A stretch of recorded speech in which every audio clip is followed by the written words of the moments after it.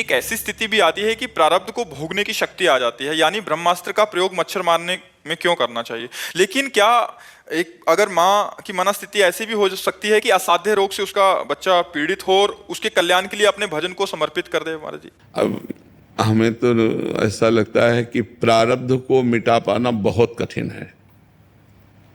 संचित कर्म को मिटाना और क्रियमाण को मिटाना ये तो संभव है, प्रारब्ध एक असंभव सा दिखाई देता है।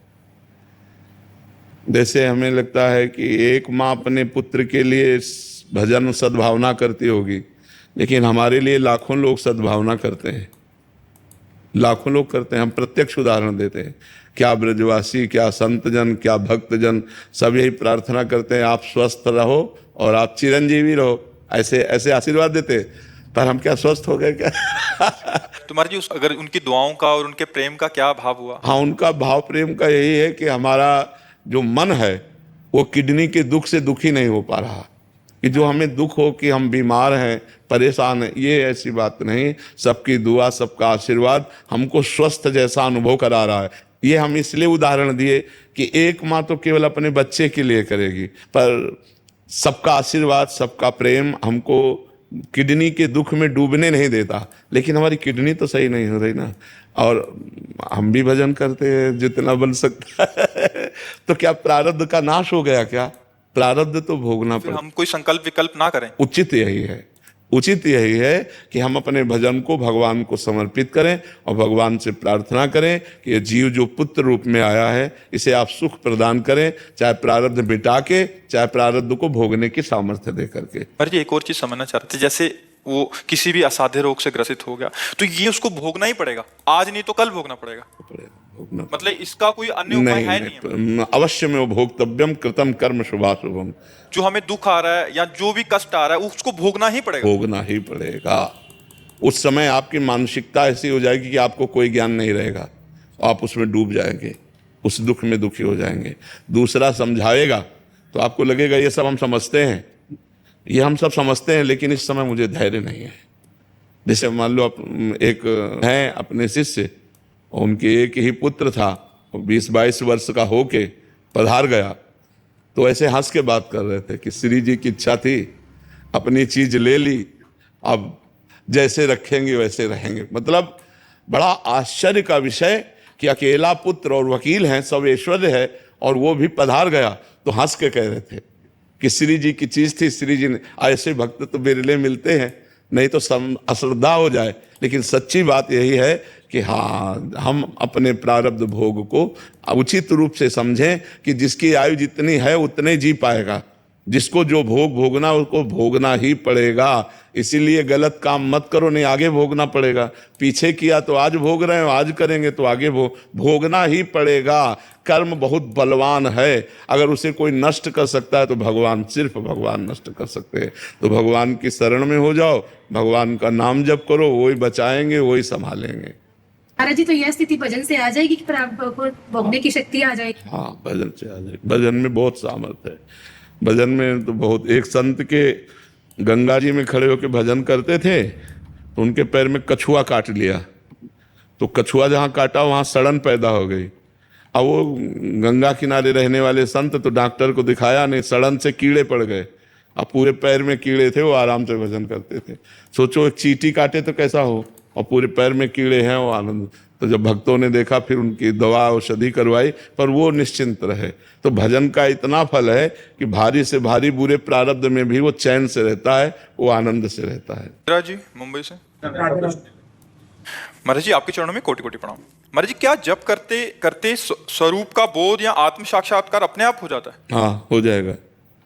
इसलिए हो जाएगा कि संसार का जे ही चिंतन छूटा और भगवान का चिंतन निरंतर चलता रहा, तो भगवान के चिंतन से बुद्धि पवित्र होकर विवेकवान हो जाती है।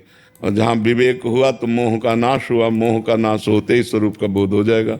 मोह रूपी पर्दा, ज्ञान रूपी पर्दा ही तो स्वरूप बोध में, स्वरूप तो हमारा ही है, कोई परदेसी का थोड़ी स्वरूप है, हमारा ही तो स्वरूप है, हमारी ही तो आत्मा है। तो अज्ञान नष्ट हुआ तो आत्मा बोध हो जाएगा। बड़े बड़े महापुरुषों ने भगवान के नाम जप से, भक्ति से भगवान के स्वरूप का ज्ञान प्राप्त कर लिया। देखो जिनको ज्ञान प्राप्त है वो क्या कर रहे हैं, यही तो कर रहे हैं। सनक सनंदन सनातन सनत कुमार हर समय हरिशरणम हरिशरणम हरिशरणम, देवर्षि नारद जी नारायण नारायण नारायण, बड़े बड़े भक्त भगवान का नाम ही तो जप कर रहे हैं। अगर नाम जप जीवन में है तो स्वरूप बोध भी हो जाएगा, अगर आप चाहते हैं तो भगवान से प्रेम भी हो जाएगा, जो चाहे वो प्राप्त हो जाएगा। खूब नाम जप करे। संसार का चिंतन ही बाधा है और भगवान का चिंतन ही साधना है। पर जी नाम और मंत्र में मतलब बराबर का सामर्थ्य है महाराज। हाँ, अब इसमें थोड़ा ये भेद है कि जैसे सखा भाव है तो सखा भाव हमारा पुष्ट कैसे हो, अब वो हमें सखा भाव वाले आचार्य से दीक्षा लेनी होगी। अब जैसे सहचरी भाव है तो आप नाम जप करो तो सहचरी भाव को थोड़ी प्राप्त हो जाओगे। आप नाम जप करो तो सहचरी भावापन्न महापुरुषों का संग मिलेगा और उनसे जब मंत्र मिलेगा तो मंत्र में ताकत है कि वो आपका स्वरूप का भाव बदल देगा। हाँ, अंदर ये भाव आने लगेगा मैं प्रियाजू की दासी हूँ, जैसे हमारा पुरुष शरीर है पर भाव अंदर रहेगा मैं प्रियाजू की सहचरी हूँ। तो ऐसे ही गोपी भाव है, ऐसे ही दास्य भाव है। तो इन जो भावों का प्रादुर्भाव हुआ वो आचार्य प्रदत्त मंत्र से होता है। तो नाम जब से हमें आचार्य मिलते हैं, आचार्य से जो मंत्र नाम मिलता है उससे स्वरूप बोध होता है। अगर हमारी जिह्वा पे निरंतर भगवान का नाम रूपी तेजस्वी मणि विराजमान है तो बाहर लौकिक सुख और अंदर आध्यात्मिक सुख दोनों की प्राप्ति होगी। राम नाम मणिदीप धर जी है देहरी द्वार, ये हृदय रूपी घर में प्रवेश होने के लिए द्वार है जिह्वा। तो अगर इस जिह्वा पे राम राम राम राम राम राम ऐसे जपते रहोगे तो तुलसी भीतर भीतर जो अज्ञान अंधकार है उसका नाश करके मणि प्रेम प्रकाश कर देगी, ज्ञान प्रकाश कर देगी। और बाहर जो नाना प्रकार की विषमताएं, दुख, दरिद्रता है, ये सब मिट जाएगी। भीतर और बाहर चकाचक आनंद रहेगा यदि जिह्वा पर नाम विराजमान है। राम नाम मणिदीप धरु जीह दे हरि द्वार, तुलसी भीतर और बाहरो जो चाह सो त्याग। किसका प्रश्न था, समझ पा रहे हो आप? समझ में आ रहा है? भगवान का नाम यदि जिह्वा पे रख ले तो बाहरी लौकिक सुख और अंदर आंतरिक आध्यात्मिक सुख दोनों की प्राप्ति होती। यही परलोक सकल सुख पावत मेरी सो भैया कृष्ण गुण संचु। हरिवंश महाप्रभु कहते हैं मेरी शपथ है यदि तुम कृष्ण के नाम गुणगान करोगे तो तुम्हारे जीवन में लौकिक और पारलौकिक सब सुख प्राप्त हो जाएंगे। एक मंत्र, एक इष्ट, एक पंथ, एक ग्रंथ ये जीवन में आ जाए, एक ही गुरुदेव हो जिनकी आज्ञा पर हम चल रहे हो, जपने का एक ही मंत्र हो जो गुरुदेव के श्री मुख से निकला हुआ है, और एक ही कंत अर्थात इष्ट हो। बहुत सी उपासना प्रारंभ में होती है, जब रंग सांगो पांग उपासना में एक इष्ट में ही पूरा चित्त लगा और एक ही पंथ हो, जैसे राधा वल्लभी, सियाराम मार्ग, जो भी अलग एक ही पंथ होना चाहिए। इसे कहते हैं सांगो पांग उपासना।